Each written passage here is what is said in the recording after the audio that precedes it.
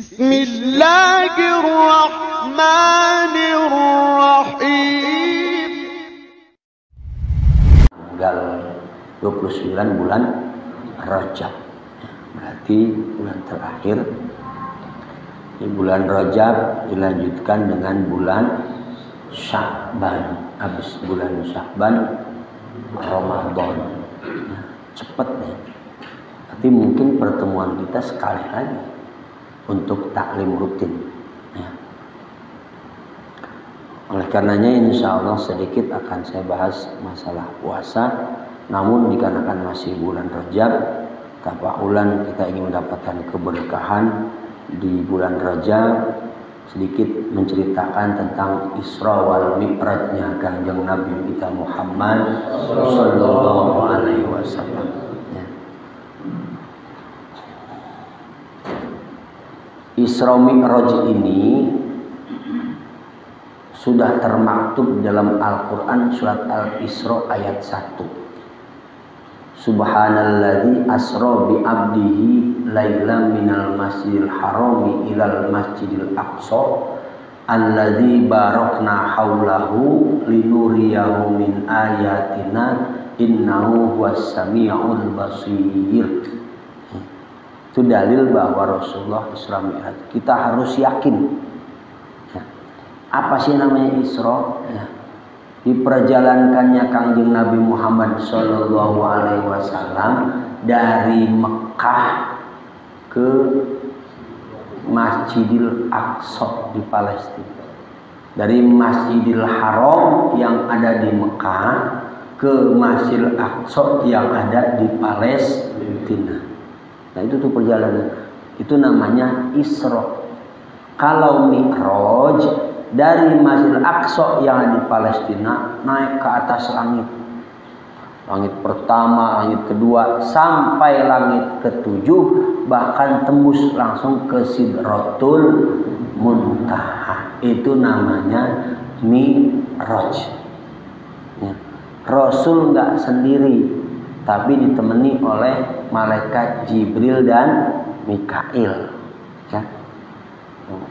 Nah, juga kendaraan yang dipakai Rasulullah namanya buraq. Jadi kata barqun, kilat. Jadi secepat kilat itu buraq. Ceritanya panjang, yang jelas ini merupakan keyakinan buat kita kepada Allah Subhanahu wa taala bahwa istimewanya Nabi Muhammad sallallahu alaihi wasallam langsung dipanggil oleh Allah untuk bertemu kepada Allah. Apa tugas dari Allah Subhanahu wa taala kepada Rasulullah hasil dari Isra Mi'raj? Yaitu melaksanakan sholat 5 waktu. Sehingga hadis Rasulullah mengatakan as-sholatu khairu mawdu'in. Sholat itu merupakan sebaik-baiknya kedudukan. Jadi orang yang rajin sholat berarti punya kedudukan yang terbaik di sisi Allah. Bukan punya titel di sini bintang 4. Bukan. Tapi orang yang titelnya tinggi di hadapan Allah adalah orang yang melaksanakan sholat. Itu lebih terbaik dari yang lainnya. Tuh. Dan istimewanya sholat jamaah sekalian, ini perintah Allah langsung kepada Rasulullah. Berbeda dengan perintah-perintah yang lainnya. Kalau perintah haji, perintah zakat, perintah puasa, perintah zikir, itu perintah Allah melalui malaikat Jibril dulu. Jadi tidak secara langsung kepada Rasul. Sedangkan sholat itu perintah Allah langsung kepada Rasulullah tanpa perantara malaikat Jibril. Saking mulianya sholat. Tuh. Pantas dalam hadis sholat ini yang akan ditanya nanti awal pada hari kiamat. Ija sholahat sairu amali wa ida sairu amali wa ida fasadat sairu amali. Kalau sholatnya benar, baik, maka amalan yang lain pun diterima. Tapi kalau sholatnya salah, apalagi enggak sholat, maka amalan yang lain ditolak. Ada orang rajin sedekah, rajin zikir, rajin baca Quran, rajin berbuat baik kepada orang lain, tapi enggak sholat, maka ditolak semua amalan baik itu. Karena tidak sholat.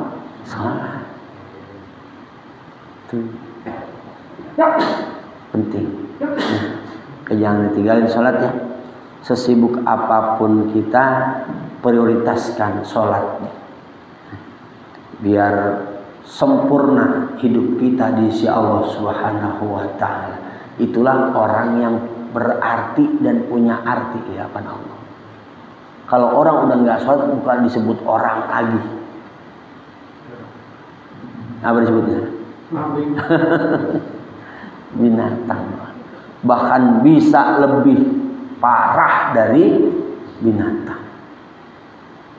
Hanya buktikan kita ini sebagai manusia yang mulia di sisi Allah Subhanahu wa Ta'ala dengan melaksanakan sholat.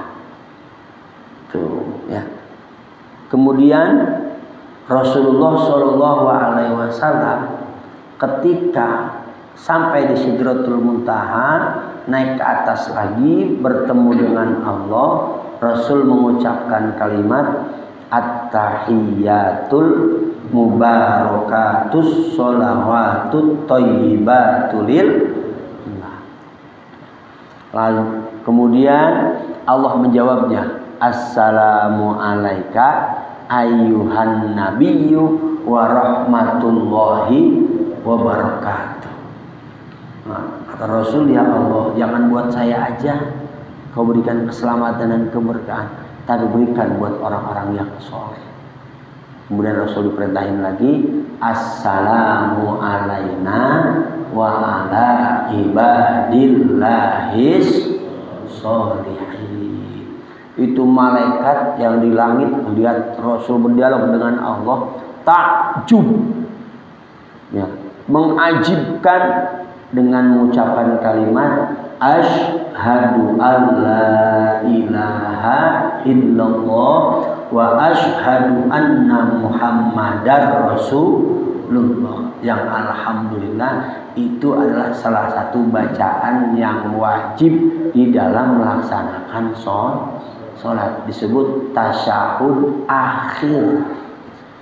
Kalau orang sholat nggak baca tasyahud akhir, maka sholatnya tidak sah, karena itu merupakan rukun qauli, kewajiban yang harus diucapkan ketika melaksanakan sholat.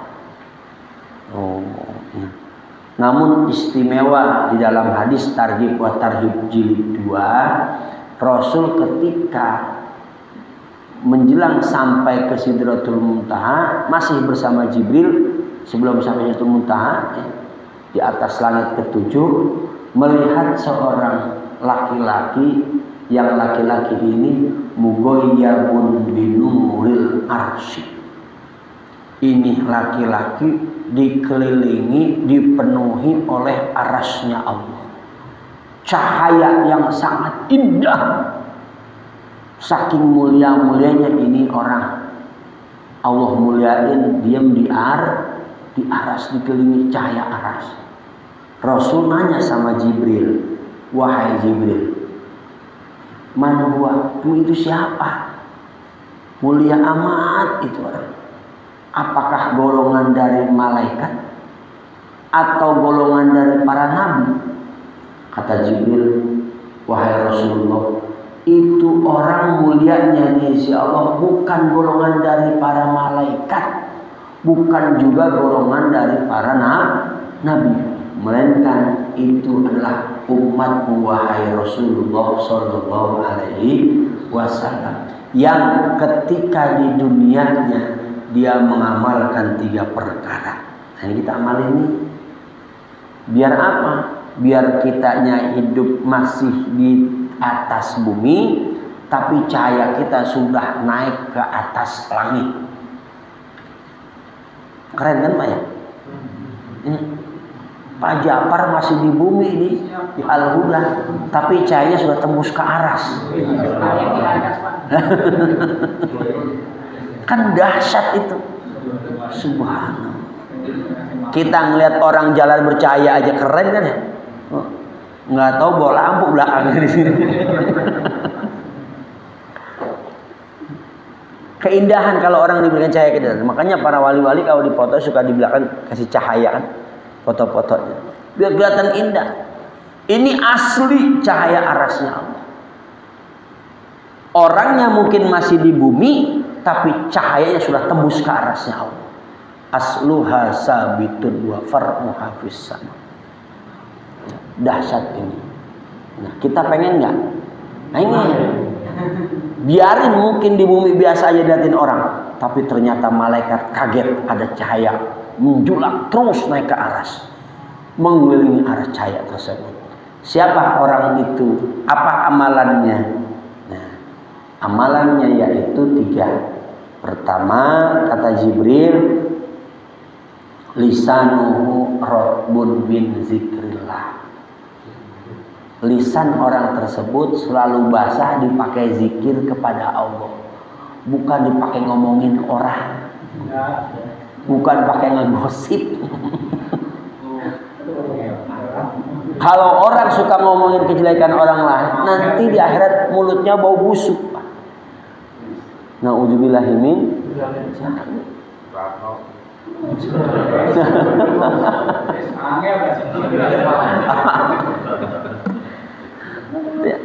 pakai zikir. Makanya jangan aneh, ada orang-orang yang memang rajin zikir kepada Allah, ribuan yang dibaca. La ilaha illallah, la ilaha illallah. 10.000, 7.000. Itu. Silahkan mau pakai zikir mana. Kan pernah saya terangkan bahwa zikir yang terbiasa ada 9-nya. Subhanallah walhamdulillah la ilaha illallah Allahu akbar la haula wala quwata illa billah astagfirullah, baca Quran, baca sholawat, berdoa. Itu 9 semua terhitung zikir kepada Allah. Silakan suka yang mana. Jangan sampai semasa hidup kita kagak ada yang dibaca dari 9 itu. Silakan. Di rumah silakan zikir. La ilaha illallah, la ilaha illallah. Yang hobi selawat, Allahumma sholli ala sayyidina. Yang saya bilang bebas, mau di kendaraan sambil naik kendaraan, mau sambil tidur-tiduran, silakan. Asal jangan di kamar mandi sambil zikir. La ilaha illallah sambil ngedeng. Ya, silakan.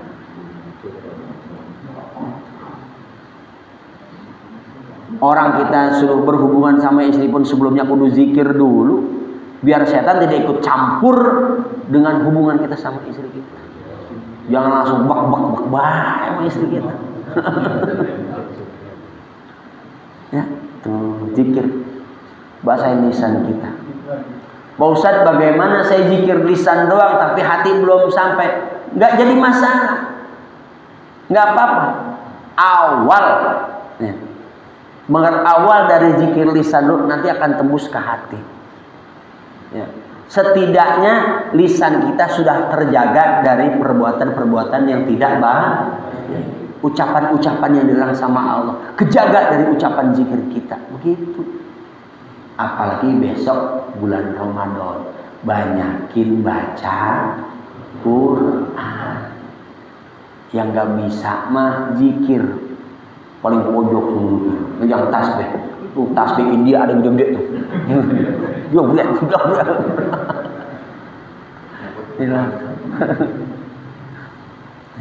Itu pertama. Yang kedua, wa qalbuhu mu'allaqun bil masajid. Hati orang itu selalu terkait dengan masjid. Intinya orang itu rajin sholat di masjid atau di musola berjamaah, baru cahayanya naik ke atas langit. Kalau masih belantang belentong ngaji sholatnya, terkemusola, terkagak, bahkan banyakan di rumah. Apalagi ada orang yang setahun sekali sholat di masjidnya doang. Kata malaikat tuh ya. Malaikat ini bukan orang, malaikat.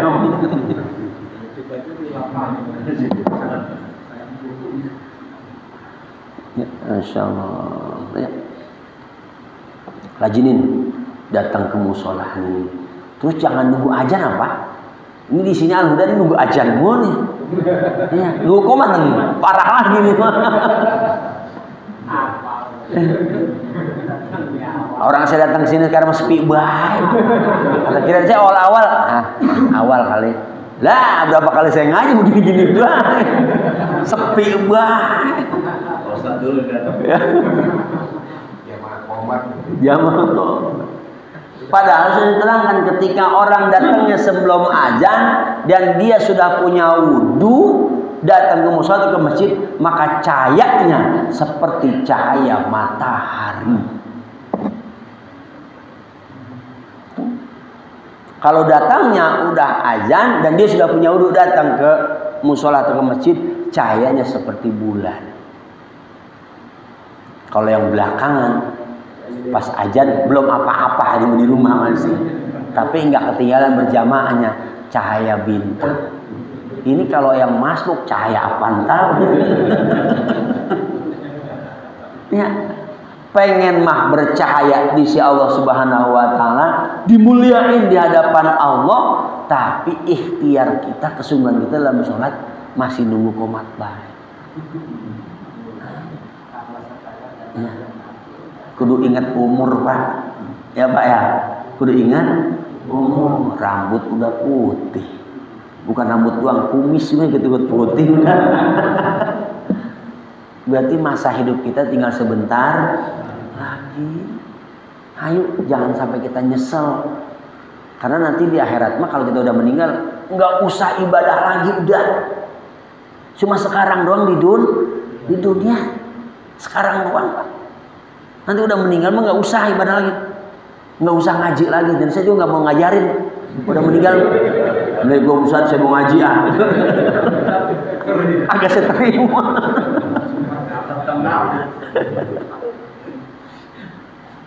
Mumpung kita masih hidup, masih sehat. Bahkan saya membaca tafsiran kemarin ngaji dalam surat At-Tin. Innal ladzina amanu wa 'amilus sholihati falahum ajrun ghairu mamnun. Ternyata penafsiran dari Imam Syafi'i tafsirnya, beliau mengatakan orang yang sudah terbiasa ibadah kepada Allah semasa dia sehatnya, kemudian Allah kasih sakit, ujiannya Allah berikan sakit sehingga dia tidak bisa ibadah karena sakitnya, tetap Allah kasih nilai ibadah di sini. Allah kasih nilai ibadah kepada Allah. Tuh contoh, biasa dia rutin ngaji, dikasih sakit jadi enggak, tetap pahala ngaji dapat, Pak. Dia biasa malam tahajud, kemudian Allah kasih sakit sehingga nggak bisa tahajud karena dingin, tetap Allah kasih nilai pahala tahajud. Dia biasa datang ke musola sholatnya, dikarenakan sakit jadi nggak datang ke musola, sholatnya di rumah karena sakit, tetap Allah kasih nilai pahala sholat berjamaah di musola. Nilai langkahnya dapat baik karena sudah terbiasa ibadah seperti itu. Kira-kira begitu nggak kira-kira? Makanya dawamin ya, insya Allah, amin. Biar dapat nilai itu. Nanti itu falahum ajun ghairu mamnun, yang hanya ghairu mamnun, nggak ada putus-putusnya, nyambung terus. Nah, tuh. Dan yang ketiga, walam yastasibba liwalidayhi, orang itu nggak pernah durhaka sama kedua orang tuanya, selalu berbakti kepada kedua orang tuanya. Bagaimana Ustaz, orang tua saya sudah meninggal? Maka 4, buktikan bahwa kita berbakti kepada orang tua kita walaupun orang tua kita sudah meninggal. Pertama, doain. Rabbi firli wali walidayya warhamhuma kama rabbayani. Yang kedua, bacain Quran minimal Al-Fatihah. Wasuma ila ruhi, khususon abi sebutin bapak kita, wa umi sebutin ibu kita. Al-Fatihah, baca Al-Fatihah minimal itu. Apalagi sampai rajin baca Quran terus, maka nilai ganjaran pahalanya tidak hanya kita, orang tua kita yang meninggal dunia pun ngalir terus pahalanya. Yang ketiga, sedekahin buat orang tua kita yang meninggal. Ya, sedekahin, datang ke musola. Pada KM ini saya sedekah. Saya niatin sedekah ini buat orang tua saya. Almarhum Bapak Abdin Bek. Sebutin di situ. Ngalir nggak pahalanya? Ngalir. Ini mah pelit anaknya, warisannya banyak, habis dipakai poya. Itu akan jadi sisaan buat orang tua kita. Ya, banyakin sedekah buat orang tua kita. Dan yang keempat yaitu datengin silaturahim kepada orang-orang yang dulu orang tua kita sering silaturahim kepada orang itu, sehingga nyambung terus silaturahmi, maka orang tua kita ngalir pahala dapat dari silaturahimnya anak kepada orang-orang yang pernah disilaturahim oleh orang tua kita. Insya Allah. Nah, itu saja. Ya, sehingga mulianya kalau kita ngamalin 3 perkara itu. 1, banyak zikir kepada Allah. Yang kedua, melaksanakan sholat berjamaah. Dan yang ketiga, selalu berbakti kepada kedua orang tua. Maka orang itu kalau ngamalin masih ada di bumi, orang tersebut cahayanya sudah tembus ke arasnya Allah Subhanahu wa ta'ala. Masya Allah, mudah-mudahan kita bisa ngamalinnya. Amin ya rabbal alamin. Nah, bismillahirrahmanirrahim. Wa yajibu ma'al qodoi al imsaku li shaumi fi sittati mawadi'ah. Wajib disertai dengan dikodok, yaitu menahan bagi lisaumi karena puasa fisitati mawadi'a di 6 tempat. Al awalu, yang pertama, fi Ramadana la fi ghairihi ala muta'adin bi fitrihi, yaitu di bulan Ramadan tidak di dalam yang lainnya terhadap yang sengaja berbuka puasa. Intinya sengaja tidak puasa di bulan Ramadan. Wajib nahan sampai maghrib dan tidak dihitung puasa dan wajib dikodok. Masya Allah, banyak amat ya. Banyaknya di Ramadan orang yang pada puasa. Banyak. Awal-awal doang puasa karena menghormatin yang lain. Udah seminggu beda sono. Ya Allah. Ya, padahal orang itu kalau nggak puasa wajib nahan dari pagi sampai sore dan tidak dihitung puasa. Nanti setelah bulan Syawal wajib dikodok puasanya. Ya. Duh, orang yang sengaja. Jadi nggak putus, tetap kewajiban itu harus dikerjakan. Nah, kalau Bapak ingat-ingat dulu, udah balik, pernah dulu agak puasa, masih ada kesempatan sekarang ngodoin nih. Nah, masih ada waktu nih, sebulan lagi. Kodoin, ingat-ingat. Jangan nungguin meninggal nanti ganti fidyah. Jadi mau kita meninggal ganti fidyah. Jangan. Sekarang ngodoin puasa. Bagaimana kalau orang punya kodoan datang bulan Ramadan yang selanjutnya, kemudian kodoannya belum dibayar, maka wajib membayar kodoan juga wajib bayar fidyah. Ya, double jadinya tuh.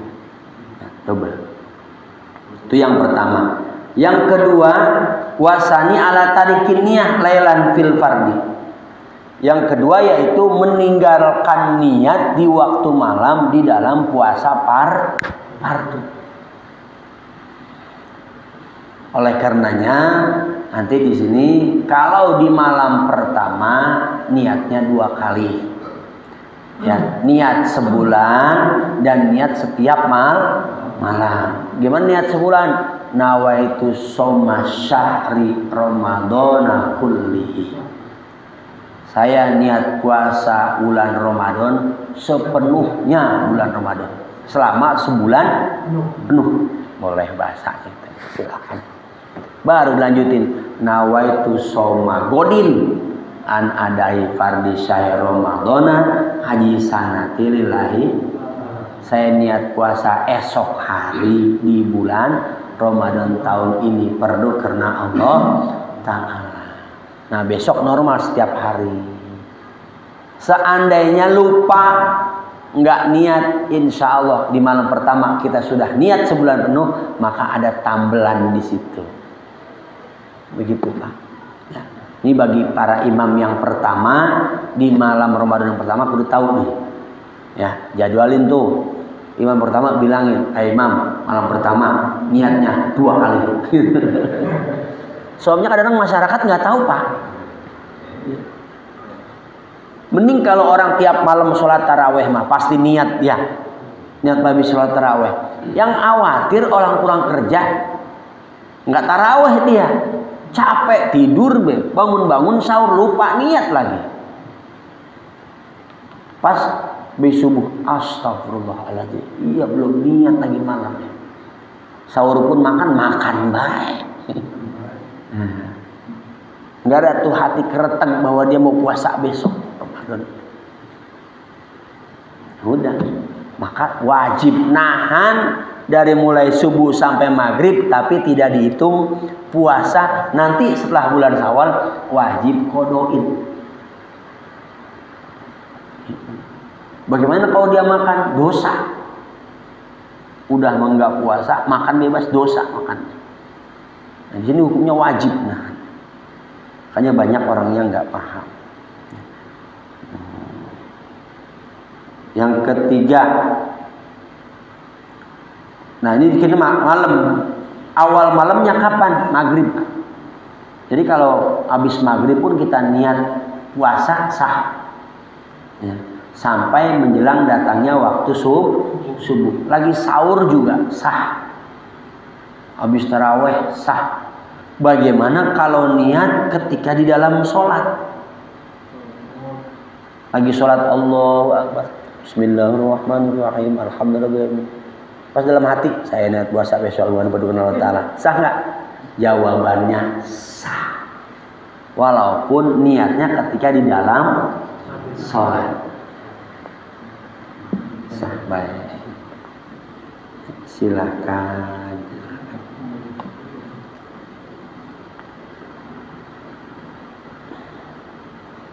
Kemudian yang ketiga, wasalisu alaman tasaharo zonan bako alaili pabana khilafuhu. Yang ketiga yaitu terhadap orang yang sahur, dia menyangka bahwa masih malam, belum datang waktu subuh. Ternyata pas lagi sahur, astagfirullahaladzim, udah 5:30 nggak taunya, udah terang. Lihat, itu jamnya masih jam 3:30 nih sahur, mati itu. Bagaimana tuh? Ya udah, dia tidak dianggap puasa. Nahan sampai maghrib kayak orang puasa, tapi tidak anggap puasa, dan nanti wajib diqada. Hanya nanti kalau lagi sahur lihat jam bener-bener, ya lihat dulu, bener kan jam hidup mana? Lihat dulu. Ya. Yang keempat, warabiu alaman aftara zonan al-ghurub. Pabana khilafu. Yang keempat yaitu terhadap orang yang berbuka puasa dia nyangka udah datang waktu maghrib, padahal belum waktu maghrib. Digelap pisan ini. Oh iya udah jam 6, ukuran jam 6 itu azan maghrib. Mungkin nih gelap jadi nggak kedengeran azan. Wah buka. Ternyata gelapnya bukan gelap maghrib, mendung. Mendung. Pas beres makan, alhamdulillah udah selesai buka puasa. Ada yang siaran. Assalamualaikum warahmatullahi wabarakatuh, Bapak Ibu sekalian. Tinggal 10 menit lagi waktu maghrib akan masuk lah. 10 menit lagi. Baru saja kita buka.